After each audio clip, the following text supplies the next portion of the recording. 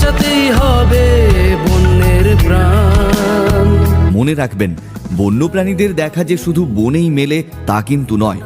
আমাদের চারপাশে আমরা যেসব সাপ, গোসাপ, বিভিন্ন ধরনের পাখি, নেউল, মেছো বেড়াল, বাদুড়, ভাম, কচ্ছপ, কাঠবেড়ালি, বাঁদর, হনুমান ইত্যাদি দেখতে পাই, এরা কিন্তু সবাই বন্যপ্রাণী।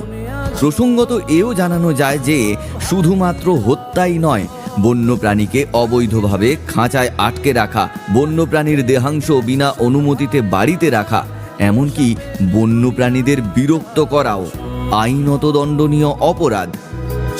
বিভাগীয় বনাধিকারী, পূর্ব মেদিনীপুর বন বিভাগ কর্তৃক জনস্বার্থে প্রচারিত।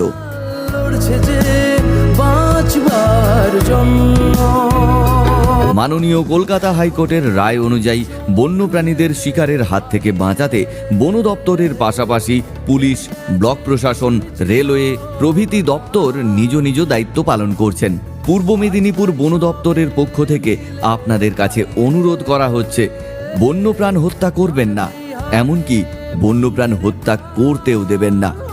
এই বিষয়ে যে কোনো সহায়তার জন্য নিকটবর্তী বন দপ্তরের অফিসে বা থানায় যোগাযোগ করুন।